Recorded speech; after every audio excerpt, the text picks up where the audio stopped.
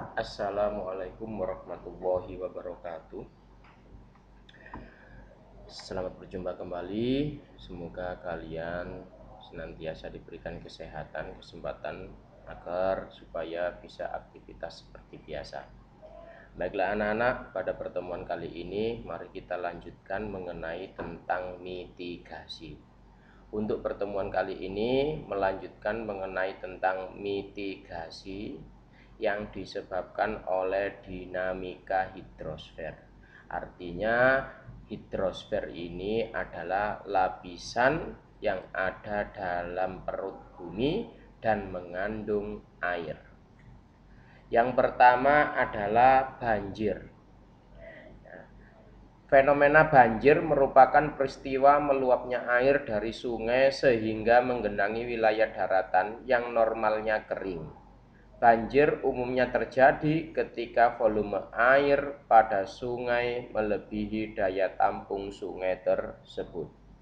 Nah, fenomena yang seperti ini seringkali kita jumpai, ya, apalagi nanti di musim penghujan, ya, kalau kemudian aliran air sungai itu besar sehingga tidak menutup kemungkinan banjir ini akan terjadi pada lingkungan kita.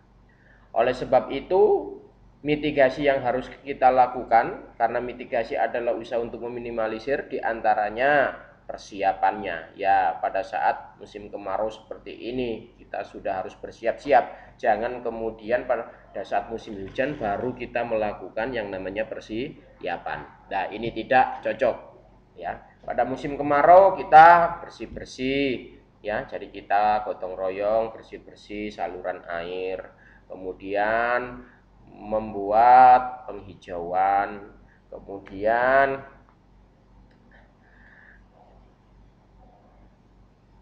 membuat saluran air supaya lancar dan sebagainya. Adapun mitigasi bencana alam banjir dapat dilakukan dengan cara-cara sebagai berikut, ya. Di antaranya satu, melakukan pengawasan penggunaan lahan. Jadi lahan-lahan yang sekiranya itu adalah merupakan lahan sekedan, ya, atau merupakan lahan untuk fasilitas genangan air, penampungan air, maka di situ tidak boleh didirikan suatu bangunan.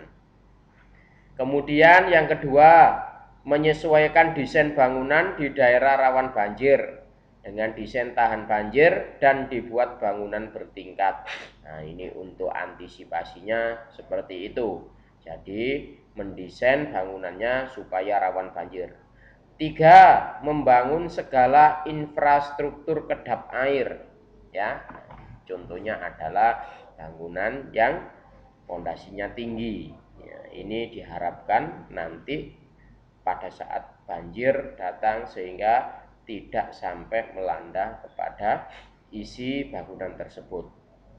Yang keempat, membuat tanggul atau tembok penahan di sepanjang sungai. Nah, ini biasanya dilakukan pada sekitar sungai-sungai besar. Jadi sungai berantas itu, nah itu ada tanggulnya, ya, tinggi, lebih tinggi tanggulnya itu daripada pemukiman. Dengan harapan apa? Nah, itu untuk menanggulangi meluapnya air sungai pada saat terjadi yang namanya banjir.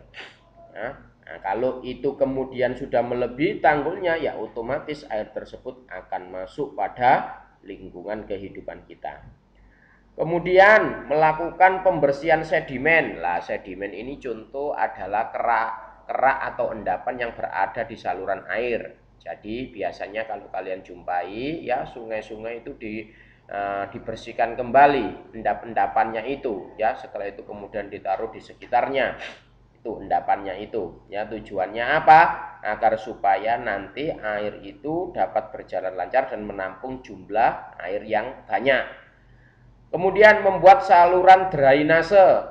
Drainase itu adalah penyerapan air yang baik, ya. Jadi sekitarnya sungai itu biasanya ada sawah, kemudian ada kebun. Lah, ini dengan harapan apa? Menyimpan luapan air yang tidak dapat ditampung oleh sungai. Kemudian selalu meningkatkan kewaspadaan terhadap lingkungan sekitar seperti penggundulan hutan. Ya, ini kesadaran manusia pentingnya akan bahaya banjir, maka kita bekali bahwasannya perlu adanya yang namanya penghijauan dan tidak boleh melakukan penebangan secara liar.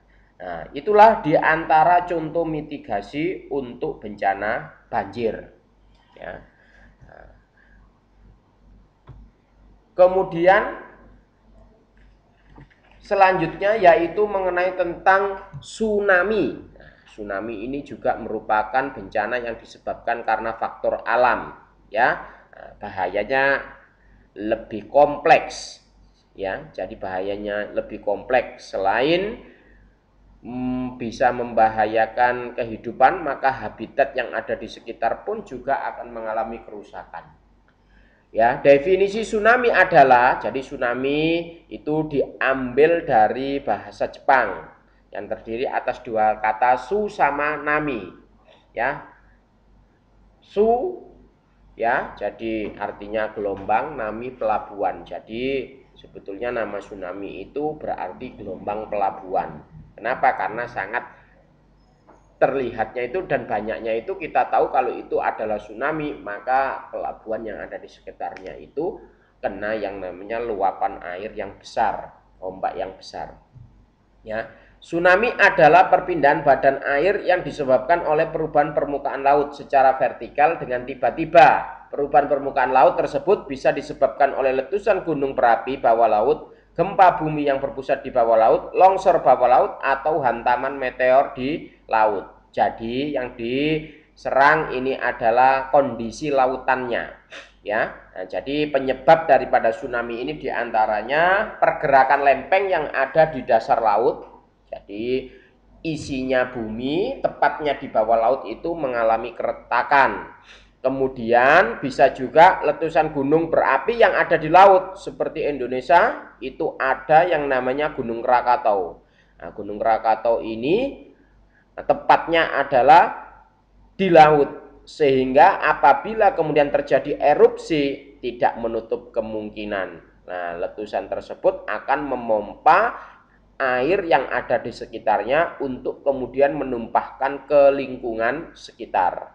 Ya, itu diantaranya. Ya, kemudian ada juga yang disebabkan karena hantaman meteor. Jadi meteor jatuh ke laut. Nah, ini berarti akan meluapkan air laut juga. Tapi yang sering kali kita ketahui itu adalah pergerakan lempeng. Ya, kenapa?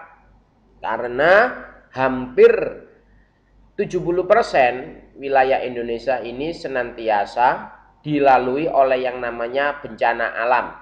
Ya, jadi arah rambatan pergerakan lempeng itu senantiasa melewati yang namanya jalur Trans-Pasifik, Trans-Asia Pasifik. Ya, jadi Asia itu yang sedang dilalui oleh jalur gempa, diantaranya adalah Indonesia. Apalagi Indonesia juga sebutannya the Ring Pacific of Fire, cincin api. Ya, ini tidak menutup kemungkinan. Ya, makanya kalau kamu pernah mengetahui bahwasanya di Aceh ini pernah disapu oleh yang namanya tsunami sehingga dalam waktu seketika luluhlanta wilayah Aceh tersebut. Ya, jadi ini yang perlu kita kenali tanda-tandanya. Nah, bagaimana tanda-tandanya? Kalau mau terjadi yang namanya tsunami, ini justru malah air laut ini akan mengalami penyurutan. Makanya dipantau stasiun pemantau terjadi bencana alam yang ada di sekitar laut ini mendata volume air laut, debit air laut itu bagaimana kondisinya. Apakah mengalami penyurutan seketika, apakah kemudian mengalami penambahan, lah ini dipantau. Nah, sehingga nanti apabila kemudian terjadi fenomena tersebut, nah, itu sudah bisa dipersiapkan dengan cara untuk melarikan diri atau berlindung diri dalam waktu singkat tersebut. Itu. Kemudian terjadi suara gemuruh. Jadi laut itu terjadi suara gemuruh, ya. Nah, itu karena adanya retakan yang ada di dasar laut. Nah, kalau retak berarti nanti airnya itu masuk ke retakan tersebut. Nah, maka disitulah penyusutan air laut yang terjadi. Kemudian dalam titik tertentu, nah, berarti akan terjadi penekanan, sehingga penekanan yang sangat besar inilah yang menyebabkan terjadinya tsunami. Nah, tsunami ini tidak seketika saja satu kali ombak, tapi berkali-kali. Jadi semakin kemudian lama, semakin ombaknya besar. Jadi berangsur-angsur. Misal ombak standarnya itu kurang lebih 2 meter. Standarnya biasanya angin-angin besar 2 meter. Ternyata kemudian di atasnya 2 meter terjadi, bisa 3 meter.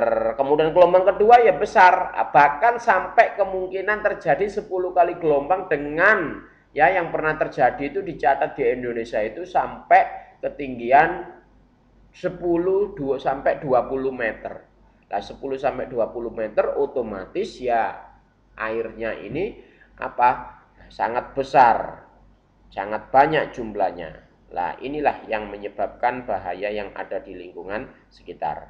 Sehingga mitigasi yang harus kita lakukan, nah, diantaranya adalah memberikan penyuluhan kepada masyarakat tentang karakteristik dan pengenalan bahaya tsunami.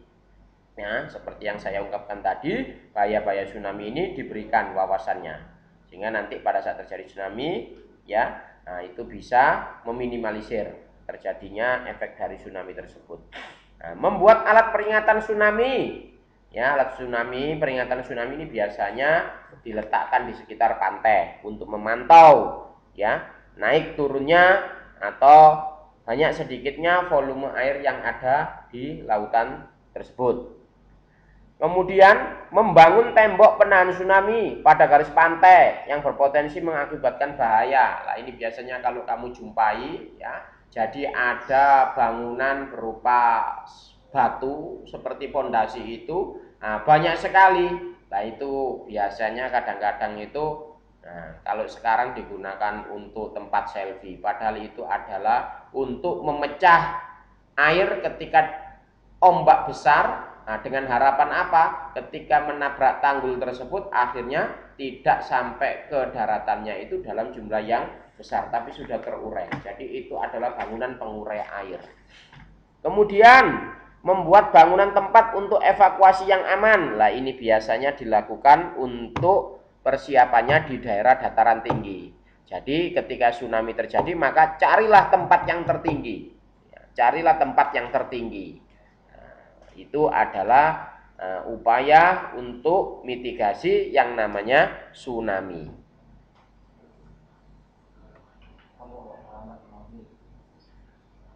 Ya. Demikianlah mitigasi untuk kelanjutan mengenai tentang bencana alam. Ya, kurang lebihnya saya mohon maaf. Assalamualaikum warahmatullahi wabarakatuh.